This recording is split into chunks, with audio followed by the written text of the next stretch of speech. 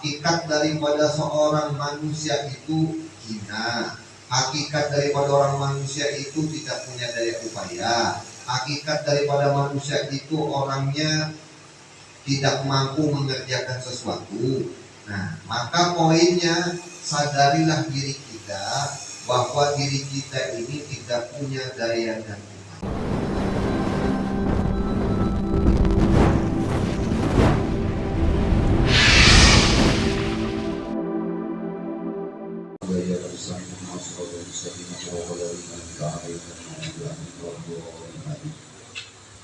A'udzubillahiminasyaitonirrajim. Bismillahirrahmanirrahim. Alhamdulillahirabbil alamin. Allahumma shalli wa sallim wa barik ala sayyidina wa nabiyyina Muhammadin wa ala alihi wa sahbihi ajma'in. Amma ba'du. Qala musannif rahimahullah ta'ala wa nafa'ana wa bi ulumihi fid dharain amin. Ketahui olehmu hai sekalian saudara. Halaman 24. Ketahui olehmu hai sekalian saudaraku bahwasanya yang diwasiatkan oleh Al-Imam Asy-Syafi'i radhiyallahu anhu di dalam kitabnya yang bernama Al-Idah dengan katanya, barang siapa hendak keluar dari dunia dengan selamat sejahteranya. Jadi kalau mau selamat daripada dunia, maksudnya keluar tuh ya kematian. Kalau ingin selamat, bilang Imam Syafi'i, selamat dengan sejahtera, maka hendaklah bersungguh-sungguh pada mengerjakan 10 perkara ini, yaitu haluan kita ke negeri akhirat. Maksud haluan itu persiapan kita ke negeri akhirat. Jadi ada 10 macam yang mana kita nanti pasti melewati itu semua.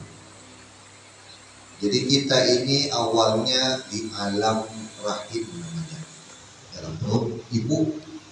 Setelah kita di dalam perut ibu, lalu dilahirkan sama ibu. Ya sekarang kita di dunia. Setelah di dunia nanti, lalu ada namanya kematian. Nah, mulai dari kematian inilah hidup kita itu jadi kekal abadi. Jadi di dunia ini tempatnya tidak kekal. Kekalnya nanti itu setelah kematian. Jadi Islam mati itu tahapan pintu ketiga yang sudah kita lewati. Kalau ini baru 2 kita lewati. Cuman kita waktu di alam perut nggak tahu kita ceritanya apa kita di perut sana. Begitu sudah keluar baru perasaan. Tahu kita bisa kenal, diberi akal sama Allah, diberi pengetahuan sama Allah. Jadi apa-apa yang diberikan oleh Allah di alam dunia ini, kalau orang tadi betul-betul meyakini akan setelah ini kematian, maka dia memerlukan persiapan. Karena ini pasti kita lewati. Dan 10 ini wajib diimani, karena ini bagian rukun iman yang nomor 5, yaitu kita mengimani percaya hari kemudian. Hari kemudian itu bukan hanya sekedar di akhirat surga atau neraka. Sebelumnya itu masih panjang perjalanannya. Itu penutup daripada hari akhirat itu ialah surga atau neraka. Nah, sebelumnya itu masih panjang perjalanannya. Ada beberapa yang kita temui dulu. Nah, jadi Imam Syafi'i ini memberikan wasiat kepada muridnya untuk diperhatikan di masa kita hidup. Karena kalau sudah mati tidak bisa lagi sudah kita melakukan ini. Pertama, haluan kita pada Sayyidina Azrail atau malaikat maut. Nah, ini pasti kita temui. Mau hebatnya kayak apa aja pian, mau jagonya kayak apa aja pian, mau ketemu sama ini, cium juga, mati juga akhirnya. Mau kaya kayak apa aja pian, nggak bisa disogok-sogok nih. Mau sehat kayak apa aja kita, kalau sudah ketemu Azrail ini, maka pasti mati kita. Nah, ini pertemuan kita nanti. Belum ketemu lagi nanti, belum nanti. Kalau sudah ketemu, innalillah sudah bisa. Kalau ketemu lagi kita sudah. Pasti ketemu kita? Pasti, semuanya pasti ketemu. Nah pertanyaannya, apa persiapan kita untuk ketemu nanti? Nah ini yang mau dibahas daripada wasiat daripada Imam Syafi'i tadi. Kedua, haluan atau persiapan kita pada alam kubur. Nah, habis mati ditemui si malaikat tadi, dimasukkan lagi ke kubur. Mati kan kita ada, hidup kita merasa kayak begini enggak. Cuman jasad aja kita tidak tahu. Apa tadi dikubur? Nah, nanti di dalam kubur tuh apa yang diperbuatnya, yang dilakukannya. Yang jelas disitulah nanti kita tuh mempertanggungjawabkan apa kehidupan kita di dunia ini. Nah, kalau ada orang punya sanggup, punya persiapan, tenang-tenang aja dikubur. Yang jadi masalah ini kita tidak ada sambungnya. Yang ketiga, haluan kita kepada Sayyidina Munkar dan Nakir. Nanti setelah dalam kubur itu didatangi malaikat yang mana nama malaikatnya itu Munkar dan Nakir. Apanya kita takut sama kita, apa kehidupan kita, apa aja di dunia. Nggak bisa kita jawab, dicakukinya. Sampai kok bila ini dicakukinya? Sampai nanti dibangkitkan seluruh manusia. Kalau orang tuh sudah masuk dalam kubur, ada beritanya terbangun lagi. Sudah Nabi Adam yang tanya ke Nabi Adam, adakah kabarnya kita mendengar Nabi Adam bangkit lagi? Tidak. Orang tua kita yang sudah meninggal, adakah pernah bangkit beritanya? Tidak, masih di dalam kubur. Artinya di kubur itu sangat lama masanya. Nah, kalau orang tidak punya sangunya, tidak tahu sangunya kayak apa nanti di alam kubur, maka ini berkekalan. Apabila orang tadi mati pada saat sakratul maut didatangi oleh malaikat Azrail, dia mudah matinya, maka mudah terus perjalanannya. Tapi apabila pada sakratul maut itu sudah kesulitan atau yang disebut dengan su'ul khotimah, maka mulai dari kubur itulah mendapat yang tidak nyaman, tidak nyaman. Terus.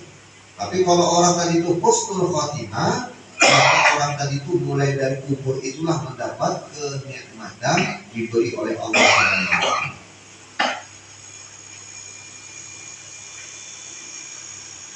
Belum masih anu. Kalau ada masa anunya, kalau sudah datang Azrail itu iyalah sudah. Mau tua kah, mau sakit kah, mau sehat kah, tidak ada urusan. Yang keempat, haluan kita pada timbangan. Apa itu timbangan? Nanti apabila sudah dibangkitkan di kubur, kita itu ditimbang amal kita. Dipertanggungjawabkan apa yang kita lakukan di muka bumi tadi. Ditimbang Tuhan, amal baiknya ditimbang, amal jahatnya ditimbang. Kelima, haluan kita pada suratan amal kita. Nanti kita diberikan akan surat buku kita, amal-amal kita waktu di dunia. Jadi kita itu nanti kalau sudah di padang mahsyar, tidak ada bisa lagi mulut kita ini mau berbohong. Itu suratannya sudah ada. Begitu dibagi, kita baca. Aku hari ini, jam ini, melakukan ini. Nah, sebutkan nanti. Tidak percaya kan? Nanti kita buktikan. Tunggu nanti kita di padang mahsyar. Keenam, haluan kita pada titian. Maksudnya apa dilihat tadi? Ialah siratal mustaqim. Kita nanti berpikir melewati yang namanya sirat. Jadi itu lama tuh masanya. Jadi ketemu malaikat dulu Azrail di dalam kubur. Habis di dalam kubur kita dibangkitkan. Dibangkitkan itu yang mana Allah ciptakan muka bumi ini, tanahnya itu tanah Madinah, tanah Mekah. Mekah itu cuma yang di padang mahsyar.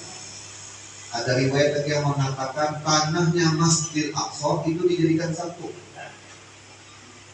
Nanti ditaruh di padang mahsyar. Nah, apa kira-kira luasnya? Lalu yang datang ke situ seluruh manusia mulai dari Nabi Adam sampai hari kiamat. Jadi orang datang ke situ itu yang dari Tanjung Bejalan itu ke sana. Berjalannya ini kalau nyaman kada, berjalannya ini bertelanjangan sebentar. Nanti jalan ke sana itu tergantung amal orang. Kalau amalnya bagus, jalannya kayak model kilat sampai sudah di sana. Kalau orang yang kurang amalnya, ya itu jalannya ada kecepatannya seperti pesawat, ada kecepatannya seperti mobil, ada kecepatannya seperti macam-macam. Yang parah itu yang tak punya amal, berjalannya itu seperti kayak orang biasa.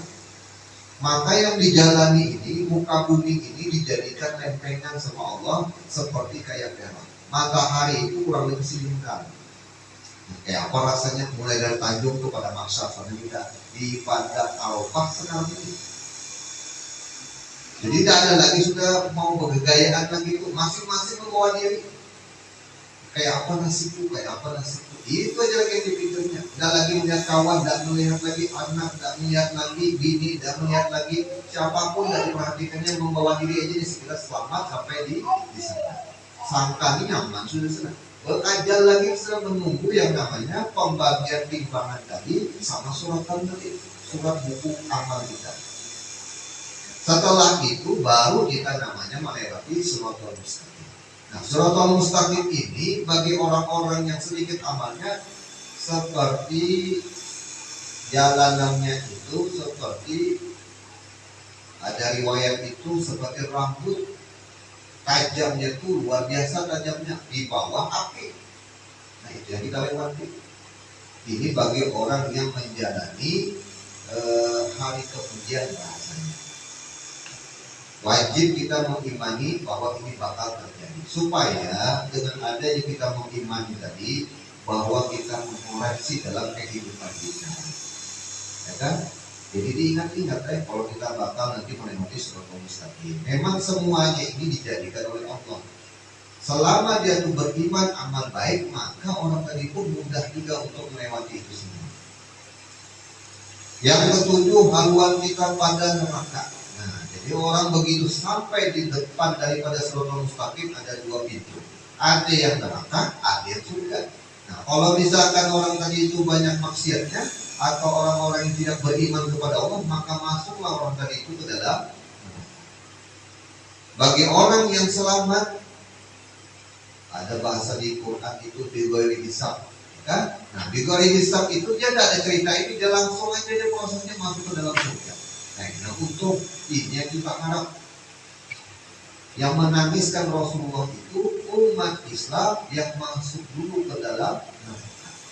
Capek Nabi itu begitu umatnya mendengar ada yang masuk ke dalam neraka, Nabi itu mendatangi neraka tadi untuk menjemput sekira mendapat syafaat daripada Rasulullah SAW. Yang ketujuh, haluan kita kepada neraka. Kedelapan, haluan kita pada surga. Nah, orang-orang yang beriman masuk dia ke dalam surga. Ada juga persiapan kita dalam surga itu apa yang harus dilakukan di sana. Kesembilan, haluan kita pada Nabi Muhammad SAW.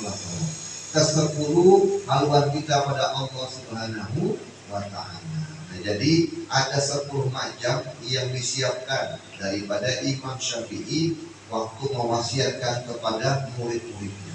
Wasiat ini diambil daripada hadis-hadis Nabi. Jadi misal kalau orang beramal ini maka mungkar nakir tidak lagi bertanya. Nah, ada amalannya. Kalau orang yang mengamalkan ini, misalkan wasiatnya nanti pada saat ketemu Azrail, si kamu aja ya. Kalau berikan sudah dia orang tadi. Tenang-tenang aja, tidak sakit matinya. Tapi kalau orang tidak mengamalkan ini dalam hidupnya, ya kan itu malaikatnya datang berupa wajah yang cerah. Kita pun jadi takutan jadinya. Baru dia menarik roh kita ini, ya kita berlawan, jangan ditarik, ya berkelahi sama mereka. Cuma perasaan kita aja, daya badan kita tidak bisa sudah melawan. Nabi itu aja meriwayatkan sakitnya luar biasa pada saat orang sakratul. Adapun haluan atau persiapan kita pada Sayyidina Azrail itu ada 4 perkara berbeda. Yang pertama ialah taubat daripada segala dosa. Jadi kalau orang itu dalam kesehariannya tidak pernah memikirkan dosa, tidak mau bertobat, itu bakal sakit pada saat sakratul maut. Jadi bilang guru-guru kita dulu, maka jangan sampai dalam keseharian kita ini tidak ada memikirkan dosa. Bila kita memikirkan dosa, maka minta ampun kepada Tuhan. Itu poinnya di situ. Artinya kita sesali akan dosa-dosa kita. Jangan merasa aman. Jangan merasa kalau pekerjaan ini sudah aman, sudah bagus. Yakini aja bahwa diri kita ini banyak salah kepada Allah. Dengan adanya kita merasa banyak salah kepada Allah, maka kita mau bertobat kepada Allah Subhanahu wa Ta'ala. Nah, yang ditobat ini ada dua, ada pekerjaan luar, ada pekerjaan batin yang disebut dengan hati kita. Pekerjaan batin itu yang betul-betul harus kita sadari. Semalam sudah kita baca, hakikat daripada seorang manusia itu hina. Hakikat daripada orang manusia itu tidak punya daya upaya. Hakikat daripada manusia itu orangnya tidak mampu mengerjakan sesuatu. Nah, maka poinnya sadarilah diri kita bahwa diri kita ini tidak punya daya dan upaya.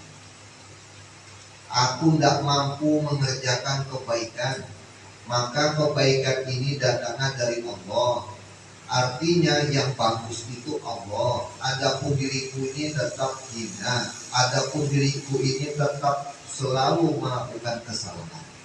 Jadi dalam pada saat kita melakukan ibadah kepada Allah, suudzon, jangan sangkalah kepada diri kita bahwa pekerjaan kita ini banyak salahnya.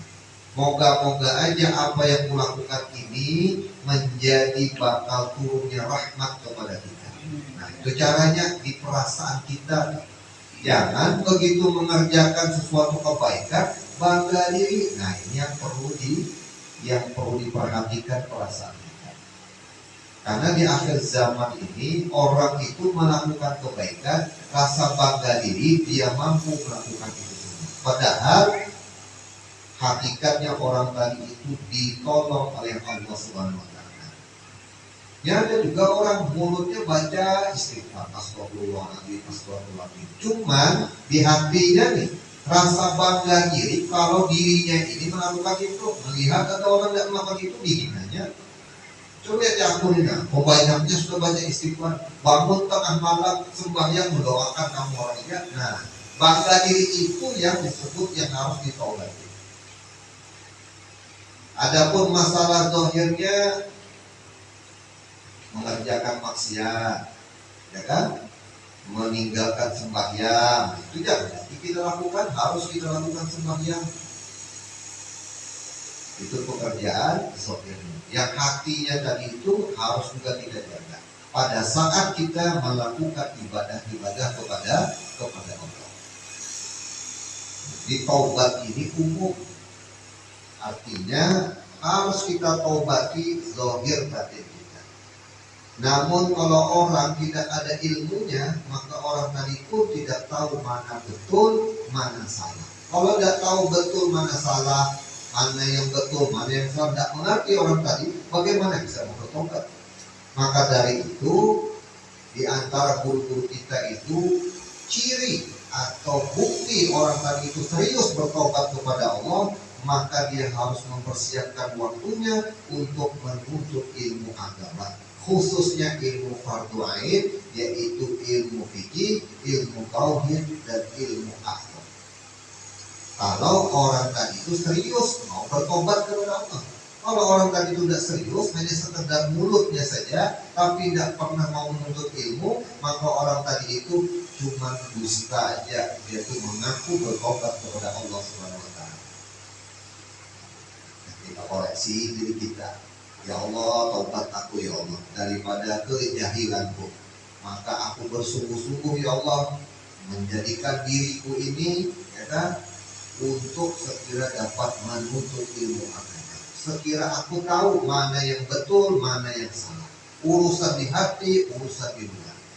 Karena kalau orang itu dapat bertobat, dia mengerti bahwa pekerjaannya itu salah. Nah, Kalau orang ini tidak tahu dia pekerjaannya betul kan salah kan? Kayak apa orang tuh mau menyesali akan kesalahannya? Tahu aja tidak orang.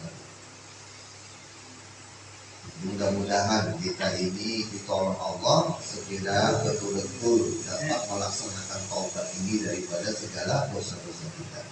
Nah, itu yang pertama. Yang kedua, menyukakan hati kepada orang yang beriman. Ada rasa hati kita itu suka kepada orang beriman. Ini pun salah satu persiapan kita pada Azrail, malaikat maut itu datang kepada kita. Jadi hati kita itu harus ada suka senang terhadap orang beriman. Karena bila kita tuh suka kepada orang beriman, mudahnya kita pada saat sakaratul maut. Gak usah jauh-jauh dalam rumah aja, punya anak beriman, ya, punya bini beriman, punya suami beriman. Nah itu dulu yang kita sukai. Harus ada hati kita itu ketujuh atau senang kepada orang-orang beriman. Yang dalam rumah aja dulu diamalkan. Ini hari-hari berkelahian aja di rumah. Nah.